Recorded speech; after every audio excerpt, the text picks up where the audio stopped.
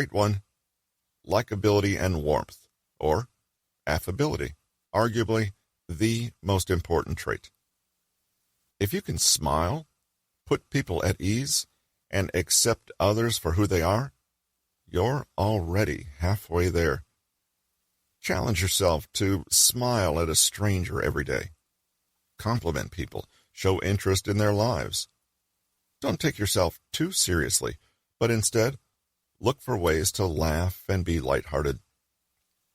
Commit, right now, to never being that person who gossips, criticizes, or judges people in public. Forget about constant complaining and show gratitude instead. Make it a habit to genuinely learn what others can teach you in every interaction, and then take it upon yourself to shine the light of your attention on others so they feel seen, appreciated, and listened to. Trait 2, power and influence. The ability to convince and persuade others, and being perceived as competent and in control. The only chance you have of being an inspirational presence in people's lives and to have them believe in you is to start with belief in yourself.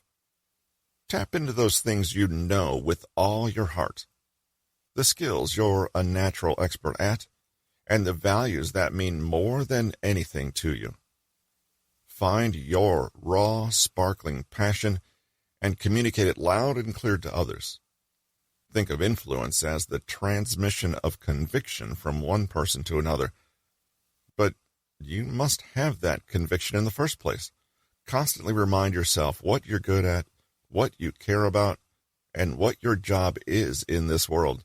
Then, give yourself permission to do that. Trait 3, emotional intelligence. Charisma is not about logic, intelligence, or being right. It's about emotions. Being emotionally intelligent means knowing how to perceive the emotions of others, as well as ensuring that your own are communicated. Charismatic people don't just rely on words. They can engage emotionally on nonverbal channels. The single best way to ramp up your emotional intelligence is to get into your body. Use all of yourself to communicate, including your voice, posture, movement, and gesture. Likewise, watch closely how other people present themselves, all of themselves. Listening is about close, conscious awareness and the perception of patterns that go beyond the words people say. It goes without saying that the more emotionally literate you are with yourself, the better you'll be able to read other people. Trait 4, presence, awareness, and control. Anxiety, distraction, assumption, expectation, and getting stuck in our own heads, all of this take us out of the moment and saps our charisma. Charm is something living and dynamic that unfolds in the moment. If we hope to master it, we need to be spontaneous, alive to the moment, and responsive. This takes a degree of self-awareness. We can improve our ability to anchor in the moment and the person in front of us by using mindfulness techniques. Once we're routinely aware of ourselves, we can do the next thing, control ourselves. Awareness paves the way for us to consciously choose how we want to appear, speak, and engage. What role do we want to play, and why? What mask shall we wear, and what are the rules of the game we're playing? Trait 5, social intelligence and leadership. When we master ourselves in any social interaction, we earn the right to begin to steer things in the direction we want them to go. In other words, we become capable of leadership. In a way, the ability to lead is a culmination of all the charismatic traits and is the intelligent synthesizing of all the social and emotional skills into one. If we have a vision, we can reach out to others, communicate it, and persuade them to help us build that vision. Most of us want to be more charismatic because we just want people to like us. But charisma can also be applied. When we put energy, brilliance, and warmth to work, what could we achieve and create? It's powerful stuff. A Prince and a Queen, 2 case studies. In West Philadelphia, born and raised, this particular celebrity spent most of his days charming the pants off people. First, busting onto the TV screen as the Fresh Prince of Bel-Air, Will Smith has since won 4 Grammy Awards and been nominated for countless others. Will Smith is arguably one of the most recognizable and likable actors and rappers globally, and has built his $250 million empire on one thing: his personality. Will Smith is one charismatic guy. Picture him in your head right now. What do you see? Most likely, you envision a broad, easy smile. Smith is the quintessential larger-than-life personality, and someone who can teach us a lot about thriving at the center of attention. How does Will measure up against our 5 ultra charisma traits? Likability? Check. Emotional intelligence and presence? Check and check. In fact, Smith admirably demonstrates all these characteristics. His power and influence seem to come from his unapologetically being himself and making it look so good that other people are inspired to imitate him. Although the comedic actor gives off an easygoing aura, his success was not accidental. According to him, you need to be prepared. Take charge and decide how you want life to play out before it happens. So, if you stay ready, you ain't got to get ready. And that is how I run my life. Just stay ready. Stay in shape, and then you don't have to rush to train before the movie starts. And I'll show you my abs later, because I'm in shape. But that idea, if you stay ready, you don't have to get ready. Will Smith is paying attention, he's being present, and he's committed to learning the rules of the game, so that when it's time to play, he's ready to go. He's in control. Sure, he may play it cool and joke around, but deep down, there is a hard-nosed willingness to visualize what he wants and to do the work required. In my mind, I've always been an A-list Hollywood superstar. Y'all just didn't know it yet. Will Smith uses lashings of humor to keep things light and humble, and though it doesn't look like a fine art, it really is. My daughter said, "Daddy, are we rich?" I say, "No, baby, you're broke. Daddy worked really hard. You don't even own them clothes." Mommy and Daddy are going to teach you how to create a space where you have the life that you desire. But this is the life that Mommy and Daddy desired, and we worked really hard to create this for ourselves. But you are going to have to create your own. See how he speaks to his passion and conviction, but never gets too serious or allows it to come across as arrogance? This is the power of well-placed humor. Will Smith is off the charts when it comes to likability. He's the kind of mega celebrity you could imagine being friends with, and is frequently reported as being approachable and friendly to those who want autographs or pictures. Watch any recorded interviews with him, and you'll see that he takes the same relaxed, respectful, and easy approach with everyone, no matter who they are. He looks them in the eye, talks plainly and without airs, and keeps smiling. Because he is so at ease with himself, others feel relaxed around him. A little humor, open body language, a warm smile, and the occasional moment of deep sincerity all make for a pretty charming package. It's what makes Will Smith feel like something even better than a famous celebrity. That is, a genuinely awesome person. So, where does this leave us? If you want to have superstar A-list energy and impressive charisma, do you have to start acting like Will Smith? Absolutely not. Consider this. Who else is like Will Smith? You may be able to think of a few people a bit like him. Eddie Murphy comes to mind. But Will Smith's personal brand is all his own. He took the way he looked, his personality, his accent, everything, and owned it. Can you imagine Will Smith, before he was famous, trying to fake his way into celebrity by mimicking someone like Humphrey Bogart? Just picture it. Will Smith, speaking kind of like Frank Sinatra, wearing a suit and tie, and crooning in front of a big brass band. Doesn't even make sense, right? Or picture Will Smith trying to be a dangerous bad boy and playing up his sex appeal like countless other celebrities he could have taken inspiration from. It just doesn't work. Instead, Will Smith took who he was and ran with it. His brand is clean and fun, and nobody does Will Smith better than he does. In a way, Smith made an exaggerated mask of his own personality and played that role to perfection. He achieved levels of likability and fame that he never would have if he merely imitated someone else.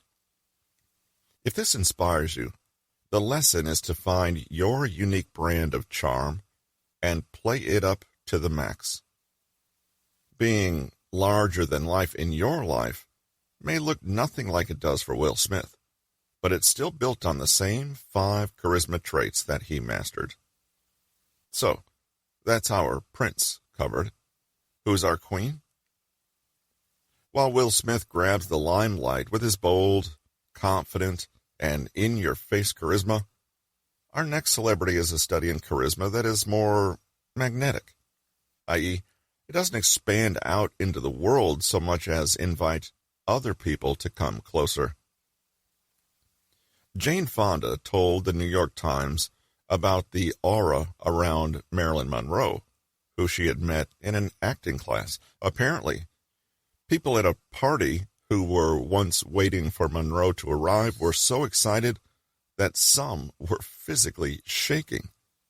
The actress purportedly told people she could switch her charm off and on, disappearing invisibly into a subway and not being noticed one moment, and behaving in such a way the next moment that people were falling over themselves to get a look at her. Today, countless celebrities have been influenced by the original sex symbol, and one could argue her legacy is overplayed at this point. It's easy to forget, however, just how impressive Monroe's achievements were at the time. She literally transformed herself into a goddess of the screen, the likes of which nobody had ever seen before. If charisma was a skill, Marilyn Monroe was one of the first heavyweight geniuses. Like Will Smith, her dazzling aura came down to the irresistible persona she portrayed, but that's where the similarities end. Whereas Smith is loud, confident, and funny, Monroe was far more low-key. In interviews, she was gentle, soft-spoken, a little mysterious, and flirtatious, even, bizarrely, conveying a fragile and vulnerable sense of innocence that somehow just seemed to make her more gorgeous. Monroe grew up poor, brunette, and with crushingly low self-esteem that remained with her even after her megastardom. She suffered horribly from stage fright and probably would not have considered herself an extrovert in the least. And yet, Monroe didn't need to search for attention because it always seemed to find her. She was magnetic. She simply was her dazzling self, and people couldn't help but be drawn towards her. A reporter once said, "Amid a slowly gathering hush, she stood there, a blonde apparition in a strapless cocktail gown, a little breathless, as if she were Cinderella just stepped from the pumpkin coach. No funny quips, no performance. She didn't do anything in particular. She just was." So, what can we learn from Marilyn? Especially those of us who want to create a quieter, more alluring magnetism? Well, it probably doesn't hurt to be astoundingly beautiful, but other beautiful actresses surrounded Marilyn, and she still outshone them. Elizabeth Taylor, Audrey Hepburn, and Sophia Loren were certainly formidable competition, but none had that ineffable star quality that Marilyn did. Why? Marilyn was an actress, but her best role was off-screen, where she successfully created a dazzling sex siren image. Like Will Smith, none of this was by accident. Marilyn Monroe wasn't born Marilyn Monroe. She spent enormous amounts of energy and time crafting her image. Watch any of her gestures, idiosyncrasies, and manners of speech in interviews. Every inch of it is carefully considered, rehearsed, and delivered with precision. And she did it without being loud or larger than life. She was the queen of the seductive glance, the irresistible laugh, and dressing in such a way that you couldn't help but notice her. She used her sex appeal, yes, but it's interesting to note that Marilyn's biggest fans today are seemingly women who are just as entranced by her vision of femininity, proving that raw sex appeal was only part of her charm. If you can't see yourself cultivating an out-there brand of charm like Will Smith, consider a more magnetic, passive charismatic, such as Marilyn, as your inspiration. Get people to come to you. One way to do this is to use your appearance. How can you immediately set yourself apart from other people without speaking a word? Ramp up your presence in a room by being visually unusual in whatever way fits your personality best. It takes a little courage to be different, but many introverted or shy people find it easier to express themselves this way since it doesn't require them to be brash and talkative. It may seem superficial to focus a lot on your appearance, but this is one of the most immediate and primal ways we communicate non-verbally. Another thing we can learn from Marilyn is the power of crafting an image. The icon she created had very little to do with who she actually was as a person, reportedly a very intelligent, complex humanitarian. Marilyn played a role. Today, celebrities like Beyoncé have admitted to doing the same thing.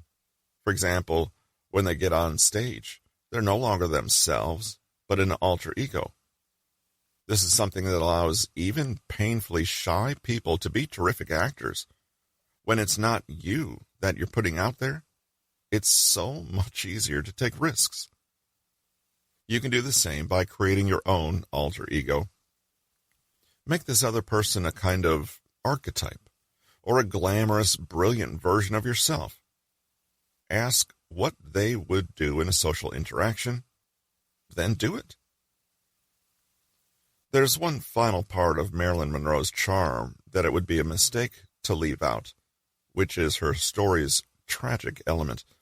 Everyone knows that Marilyn was troubled, misunderstood, and haunted by her past. Behind the glitz and glamour, there were suggestions of drug use, and her love life was tumultuous. She died young and in tragic and mysterious circumstances, and today, people think wistfully about her legacy. Who was the real Marilyn? This is all to say that being charismatic doesn't necessarily mean that you're perfect, happy, and uncomplicated. The fact that Marilyn's charming facade and her real self were at such odds doesn't detract from her appeal. It adds to it. In other words, we all find a little drama, mystery, and darkness extremely enticing. She portrayed a beautiful, flawless image, but she is today loved for the fact that much of her life wasn't beautiful and flawless.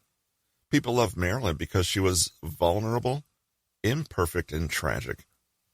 We feel touched that she suffered, not that her life was easy.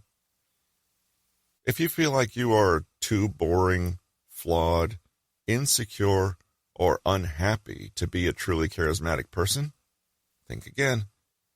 If you can consciously and deliberately show your vulnerability to others, you can come across as infinitely more human, more likable, and more real than if you had stayed completely cool and invincible. Especially for women, a degree of fragility can be extremely becoming. It's okay to be a little self-deprecating or to humorously own up to your fears and weaknesses. Don't be afraid to show your soft side every now and then. Done right, this can be incredibly charming. This has been Massive Charisma, Small Talk, Charm, Likeability, and How to Succeed with People, written by Patrick King, narrated by Russell Newton. Copyright 2023 by Patrick King. Production copyright by Patrick King.